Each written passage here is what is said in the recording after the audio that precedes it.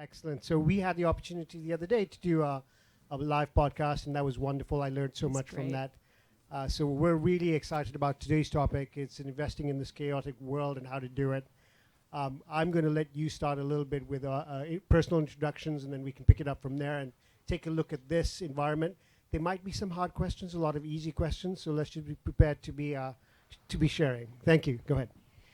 So I'm Laura Walker-Lee. I am the founding partner at Madre Ventures. There's actually Madre Ventures and Madre Studios. So we work with mostly mid to late stage companies that are preparing for an exit or an IPO. And Madre Ventures does cap raise. Madre Studios does branding, PR, marketing, a lot of social listening and data. I say that I've always quantified culture for a living throughout my career. We bring data to founders to help them make decisions about what are their next KPIs, how can we help them get to that next event, whether it's raising more capital or that exit event, and we figure out what audience is going to be critical for that next KPI, and we make sure that those founders are either in front of those people digitally or in person, and we kind of try to demystify the process. So I think in terms of, how do you invest in a chaotic world, there's so much noise out there. And so we really just anchor ourselves to a very data-driven strategy. And what is the term that we need to pay attention to? So, narrative economics. Narrative economics. Remember that. Which is not something I made up. My past life, I was a film finance agent at this company, Creative Artists Agency, and I worked on a lot of films and movies, and I was quantifying culture then. But then I went back to school and I studied narrative economics under Robert Shiller, who is a Nobel Prize-winning economist, and he has a whole book about it. And I incorporate a lot of that into my work, so that I can really craft a strategy before we execute on bringing a founder or a company story to the public. All right, Katie, your turn. I'm just in awe of you all the time. Katie and I are also friends, so. Yes, it's really nice to sit with you, and also we share a lot of similar values in our approach to investment and how we want to scale companies. So my name is Katie Hoffman. I have been investing at the intersection of climate and finance for over a decade. And I started more in the institutional realm, United Nations, policy, all of that. And more recently, I joined a group as a partner called Regenerative. And we invest in early stage companies that are focused on the transition to a circular economy. So the linear economy being this kind of take waste model, right? And where trash is not valuable, where it actually does have an inherent value and it also is harmful. How do we transition those models into a regenerative paradigm, and looking at everything from packaging, apparel, CPG, consumer packaged goods? We invest in companies that are really focused on material innovation, that it's going to help transition us to an economy that will be healthy for people and the planet. Wonderful. So I think these are important terms, narrative economics and regenerative investments.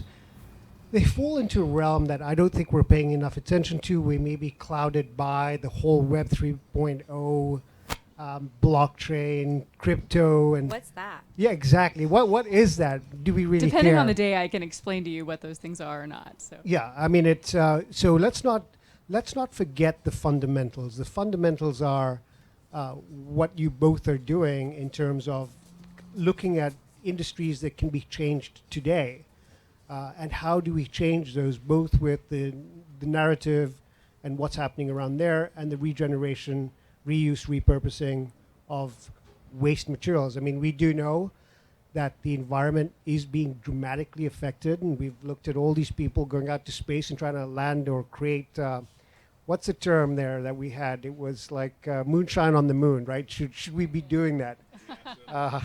And we'll be speaking with Jonathan Looney a little bit later about climate and what the oil and gas industry need to be paying attention to. But let's talk about regenerative a little bit more. How are you identifying? Talk to us about some of the founders in this space. Who is interested? Because it seems sort of like, hey, that's an old kind of business. Who really cares? But give us some of the fundamentals that can be affected and are being affected by what you're doing with regenerative investments? That's a really great question. And I would say that we're investing in companies that are creating efficiencies that currently are not there, right? So if you have a waste stream, say, from a crustacean, right? So we're throwing all of that into the ocean. It is not meant to be there. And you can synthesize a material from that and turn that into a replacement for a plastic. And that, decomposes and actually goes back into the biosphere in a way that is healthy and regenerative. That's what we're looking at, and we have seen so much innovation. Our fund has seen thousands of companies that are coming up with super innovative solutions. I do think, as we just pointed out, oil and gas, how do we do it at speed and scale, right? And how do we find the solutions and the founders that can fit within the current infrastructure and also disrupt that infrastructure in this decade, because that's what we need. And we need that kind of mentality of founders that are finding solutions that honestly create value across every piece of their business. And there's so much value in nature. So having a climate science degree, I think that we need more people that are thinking about, the scientific backed equation here. And I do think that the amount of innovation is really, really promising. So the innovation, where does that happen? Does it happen in the creation of product, the supply chain? Where does that innovation happen, and who are the founders who are building this?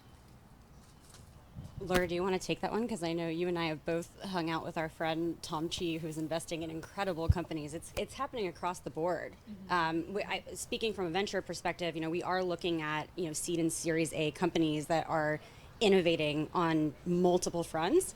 But I think that there is now a movement of folks that are focusing on each piece of this conundrum and doing it in a profitable way. Yeah, I think I'll add to that. Just to explain Madre Ventures a little bit further, the thesis of Madre is, what would it look like to help 1 billion people? And the verticals are clean energy, mindful technology, and social wellness. I think that there is a narrative across society in a lot of different countries where there's a chasm between the stories we tell ourselves and our lived realities. And I think it's really important to get to societal equilibrium on that issue so that we're actually living the stories that we want to tell ourselves.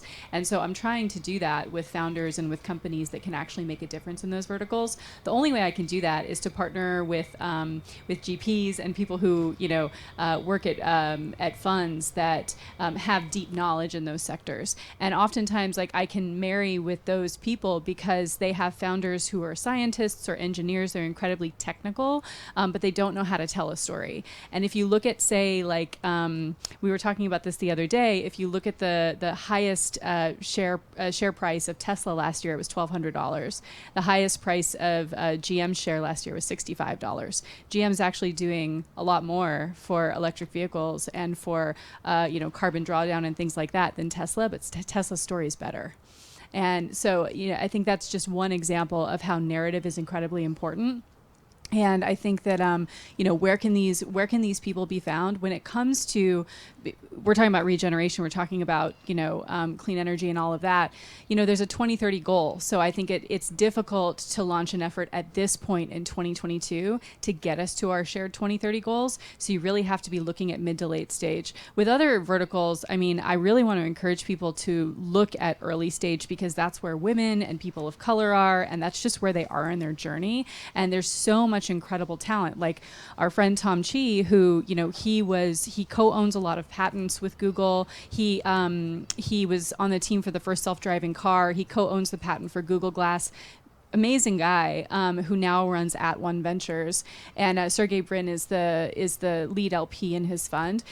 He gets a great pipeline of people, but his founders, I think, are over 50% women and people of color, which blows the rest of the competition away. And his I've seen the math on his multiples, and they're very good. And his reasoning is very simple, which is that no one's looking for for those people. And so it's you don't have to cherry pick from a picked over group of founders. There's a wealth of knowledge and operational experience within, people of color, and they're just not getting chosen. And I love what Linda said earlier, which was, you can't find the women. Well, if you want to sleep with one, how hard is it to find? So anyway, that's my answer. I would also say, and just like back to the point of scientific expertise, right? So when we're talking about science-based targets, which is an initiative that came out of the Paris Agreement to get us, to hopefully an equilibrium, so we stop pumping, noxious gases into the air that trap heat and, threaten all of our livelihoods. The science behind that, I'm sure maybe some folks have heard about like net zero commitments and these types of things. It's been in the media.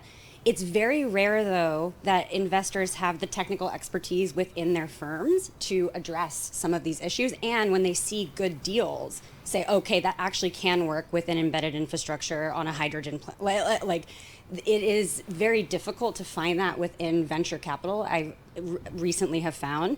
I think there's a lot of pledges and a lot of announcements, and now we have to really roll up our sleeves and have scientists and meeting with the investment community, particularly in the venture capital space. There are two things I want to talk about there. One is the fact that there has been a tendency for large popular venture companies to make investments. If it's good, Andreessen or Sequoia, they're making investments, and then there's a whole bunch of other venture firms that follow path. If they're doing it, we should be doing it. And oftentimes there's too much follow-on money for similar technologies and similar initiatives, and we're missing out what you're doing. We're missing out all of these innovative aspects. If you look at, there are two points for this question. One is, it would seem to me that there are a lot of scientists who have done research of potential solutions, and the IP already exists in major universities. What are you doing to extract that, utilize that, and how does that work? That's a very good question. I try not to extract anything from our companies, so extraction is not, obviously, if you're talking about creating an IP moat around some of these new innovative technologies, it is a very rigorous process that we go through with our companies, right? Because if it's replicable and scalable, it means it's great, but obviously we do need to make multiples on our investment and want to make sure that we're supporting our companies with the right legal structure. I think in terms of the university question, I'm gonna ponder that and get back to you, because I think that that's a really big challenge and also a huge opportunity. We have partnered with many universities. I've helped support policies around environmental and social governance standards across the University of California system, which is it's about a $600 million pension fund, and that very question comes up a lot in terms of the investments within that system, and then also what happens in the university is somewhat separate in terms of the property of intellect that's created. As you're pondering that, I go back to you a little bit with Madre and looking at the scale at which you are developing, and then the point that you made that there are a lot of up-and-coming founders and entrepreneurs who are not the traditional white male, 55, 60, living up in Silicon Valley. And you've seen a number of these folks actually start building innovative companies. If you look globally at the challenges that we're facing, because everything that we talk about, this chaotic world of investing, and especially in climate and regeneration, what do you see happening globally? Take us out of the US. Take us out of the US for a moment. Take us to Europe. Take us to China. Take us to South America. And is this happening there as well? The interest in climate change, or what specific topic? This whole idea of climate change and managing what we look like in the environment. That's the first. The second part, who are the innovators and entrepreneurs in those environments that are building this? Because it takes a lot of money. It takes a lot of lead time. It's not the creation of an app. It's actually infrastructure. Mm-hmm. I hope I can answer your question. I have a couple things that popped up when you were when you were asking me that question. I see with narratives that they kind of ebb and flow. Culture is like a pendulum that swings back and forth. You just really have to figure out when has it reached the apex of the swing, and you have to figure out where you are exactly to take advantage of those trends. I did some social listening before I came to South by Southwest because I was really curious about what the war in Ukraine was doing to narratives in people's minds and what they're thinking. And Elon Musk just tweeted like a week ago that we do need to use fossil fuels because it's not a black and white issue and it's actually a grayscale. I saw certain people, I don't want to say backpedaling, but definitely taking a different position than they had before. And what I saw, especially in the Western hemisphere, because I can break the data down by countries, is that I can see different things spike based on certain definitive events. So if you go back to 2020, climate change was by far, in a way, the most popular issue talked about internationally. And then the visual of George Floyd's murder changed, like it just, everyone gravitated to that narrative. And then the issue of Black Lives Matter was talked about twice as much as climate change internationally, not just in the United States. And you have like these very potent, very specific things that can happen that totally get people to think differently. So from the social listening I was doing, I was like looking at what conversations are happening in the West right now. And I think that like our nervousness about the US dollar has made people talk less about climate change and more about what's about to happen with the economy. Over the last year, there have been twice as many conversations, certainly in white households, but almost 4 times as much with people of color, of how are we going to save, how are we going to prepare for what we know is coming.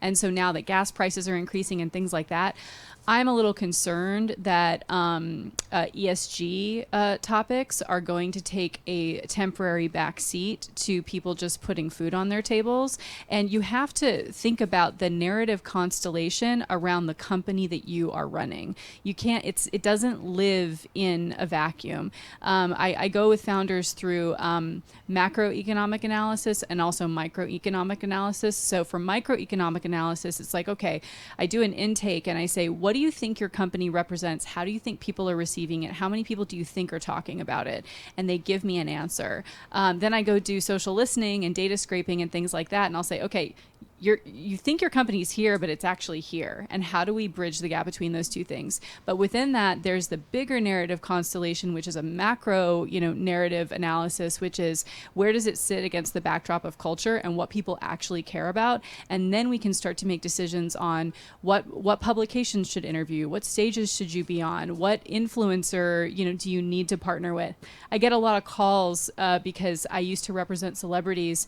And so sometimes that's the reason why I get a company, because a fusion energy company wants to meet Robert Downey Jr. And, I made that connection happen, but I can do so much more for companies when it comes to just amplifying their company and helping them get to their next round of raising or their exit. So in terms of what people are thinking about right now, that's what I've observed, that people are, I don't know if you know the bread and circus phrase, which is a lot of people are focused on the circus and not so much the bread. People are about to transition to really focus on the bread instead of the circus. And I don't want to call ESG a circus. It's absolutely not. But when it comes to maybe insert, I guess when people, differing opinions there. But I think that how do you keep a company or a topic front and center when people are actually focused on just putting food on their table? Can I quickly respond? Because one of the things... Are you going to respond to Robert? I just or ESG? The economic component that you mentioned, where I think that is one of the most... Is it? Okay, cool. Thanks. No, it's working. Okay. Yay. So the economic point you made is very, very valid, and it's going to consistently undercut any sort of transition that we have to a clean economy that makes sense for people on the planet. We waste upward of 40% of food in this country. that goes to landfills, it gets incinerated, it goes in the ocean. And there are companies coming up with solutions to repurpose that, but those are the types of conversations that aren't having. The fact that people are hungry, yet we are wasting a lot of food, and there is technology that is exigent that we can utilize and invest in, and it needs to hit that scale point. And I think that needs to be a part of the narrative, but it has not been. So I'm going to, with your permission and South by Southwest and both of yours, I'd like to add a term of cognitive resonance. I love that. Is my mic working? Yeah. Okay, good. Cognitive resonance instead of cognitive dissonance. I like that. As I was thinking through what we're talking about today, it's like, I was born in Kenya. I've seen a lot of East Africa. And I've traveled to Mumbai quite a bit during my college years.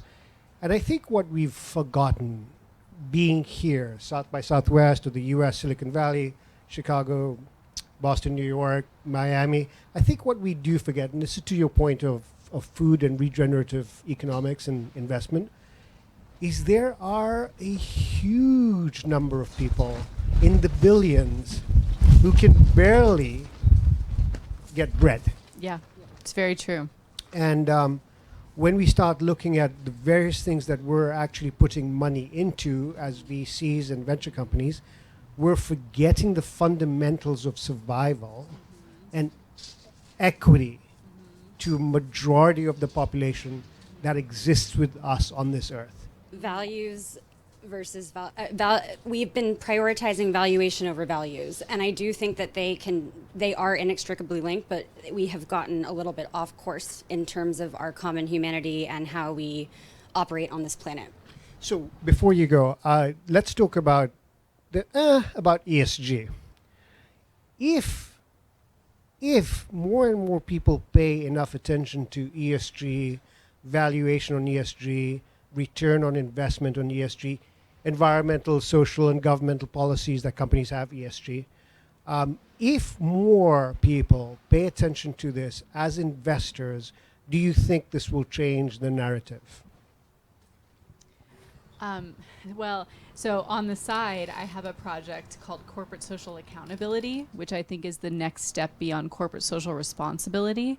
If you really just focus on the Fortune 500, they have so many resources and so much money that if they can just channel those resources and that money, to ESG, the individual, it takes the pressure off the individual.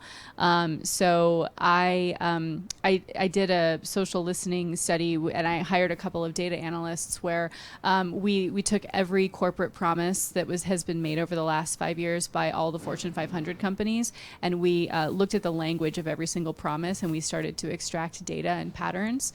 And I have I'm working with a very big magazine, and I can't say who they are yet because we haven't closed our deal yet. But we're putting together a corporate social accountability top 100 that will happen every single year, where companies can submit themselves for audit on those promises, and we can actually publish to the public that a promise has been complete. And then we'll actually be able to move large amounts of money and resources to the issues that we all say we care about, because right now promises are being made, and that's the end of the process. So that's the way I think about it. I think you asked about how investors can do it, and I think keeping themselves accountable. I mean, Apple 2 or 3 days ago, I think, brought on a third-party auditor to look at the S category specifically, company-wide, and I thought that was a very bold move. That's why they're a market leader, and I think investors have to just consistently be rigorous and honest with themselves, and not just use this stuff as PR. I mean, Katie and I were at a conference last year where a fracking company said that they were ESG compliant across all categories. Yeah, they're very nice people, but we challenged them on what is the E category that you're addressing, and sometimes I think things get said on stage or in emails and things like that, and we have to be honest with ourselves on an individual level. Karim, if you could real quick, I just have a quick announcement, and then we'll get to that question. Someone with a white car, raise your hand. Someone drive here with a white vehicle and park here. Anyone with a white vehicle and park here? White vehicle. Park here. Last call, because they're definitely going to get towed, and it's going to be a very bad day. Anyone with a white car who's here. It's possible. Is there anyone in the bathroom? It's possible. Oh, it's like some sort of sedan. It looks like a little Honda or Nissan. It's not in our driveway. It's our neighbor. Just want to take care of them. Anyone with a white car? No white car? All right, I'll let her know. Actually, I'll run to the bathroom. That's a good idea. Thank you. Back to you, Karim. Sorry about that. Right. So the stream of thought. So no, Katie, what I wanted to ask you is this. If you're looking at companies that you're investing in today, are the technologies of today, are there new technologies that are coming into existence because of blockchain that are changing the efficiency by which we can get into regenerative? So I'm not an expert in that. My understanding of blockchain technology is that in a hypothetical world, it can be immutable, and you can verify some of these audits that we're talking about, and it is already being adopted by mainstream actors. I personally, we do not invest in anything on the Web3 front, so to speak. However, if it is possible to use these technologies to enable better verification, better transition of resources, then I think it's absolutely wonderful. We've seen some of that popping up, and I think that there's a lot of, I don't want to say hype in the space, but there's a lot of energy going into this space right now, and I'm not sure that it's not an underlying solution that I think is going to unlock our future. I actually think that we should look at nature and biomimicry and like the stuff that's happened for eons before us, and we should look to nature, not just the web. And we are a function of our creations, and I hope that we can make sure with blockchain and with all sorts of new technology that we apply them in the most, reasonable way for our species, and make sure that we ensure our survival on this planet. So we're going to take this a little bit higher. I'm scared. And I mean that realistically. How is space technology affecting what we do today? Is there too much diversification into space and not enough attention to world environments? Or is there a solution in space that affects what we do here today? Can I quickly just respond? Because I was hoping you were going to ask a space question. We know less about the ocean than we do about space. How many people here know what phytoplankton are? Yay, cool. So our oxygen comes from them. We have not actually understood the bottom of the deep sea, and we are putting tons of resources in going up, and actually the thing that very nourishes us and allows us to breathe, we are not, working to understand in the same way. I think we should. It's a great answer. The only thing I would add to it is that space is obviously limitless, but our human resources are not. And I think we could be repurposing that talent towards saving this planet, and it's not happening. And that's to say nothing of the money that's being spent. Yeah, so let's talk a little bit, though, about what you've talked about, which is the economic narrative, right? What's happening there? What is the narrative that's happening there? And the cultural narrative? Is there, talking about your pendulum, there's been huge funding into space, and is that likely to diminish, continue, or are we at the bottom, top, or upswing, downswing of this pendulum? So this isn't a topic that I've explored in social listening, and I haven't looked at the data, but what I will say is where it gets complicated is that, the narrative economics of Tesla are that, if you're a shareholder in Tesla, it says something about you as a person. So it's almost like, SpaceX is helping Tesla's share price because the narratives are linked by one person who does crazy things on Twitter and people think it's funny. By the way, that doesn't work for every leader. Like when I do branding exercises with founders, you have to lean into who you are at your core. Do not mimic someone that has a different style than you. It'll stress you out. It won't work. And people are so savvy at this point about when someone's trying to fool them. And so anyway, I don't think I can adequately answer your question, but I will say is that founders need to think about their narratives separate and apart from the narrative of their company, because they feed into each other and they can certainly help. I think that Elon Musk being like the ultimate entrepreneur and doing all these amazing things, it plays into this the shareholder optics of his other companies, and that's just the reality that we live in right now. So going back to the theme, chaotic in this environment, investments, we look at Musk as someone that we pay attention to. So if we look at what happened with Bezos changing his role, we look at what's happening with Microsoft and what's happening with Apple, and suddenly there's a delinking of the social narrative from the company to a large extent, except for Tesla at the moment.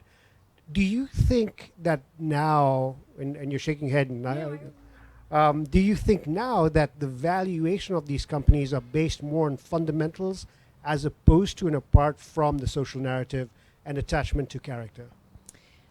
All of those companies have incredible fundamentals, and like I only want to work with companies that have the fundamentals at their base. So I have 3 or 4 different interviews that we go through a process, and the first one starts with, I need to see your data room. And then I call people like Katie or people like Tom, and I call other GPs who have like in-depth knowledge, and I say like, you know, are the fundamentals there? Because you can't build a solid narrative on a shaky foundation. So I think that if you know that you have a problem with your foundation, it's going to be very hard to build a narrative from there. Because even if you do a great job on the narrative side, it just catches up with you.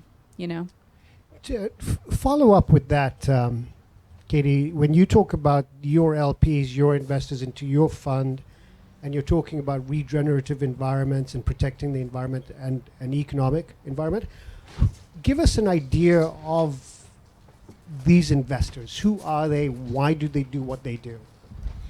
Yeah, that's a great question. So this is the first time that we've invested together, my fellow partners and I. So we have a lot of family offices and high net worth individuals that are backing the vision and also see the economics, because to your point, we have a very rigorous due diligence process, and making profit while also not sacrificing on the environmental economics is critical to us. So for the first fund, and I don't know anyone else out here, being an emerging manager, quote unquote, in that category, it is difficult, but getting it off the ground and working with our LPs has been amazing.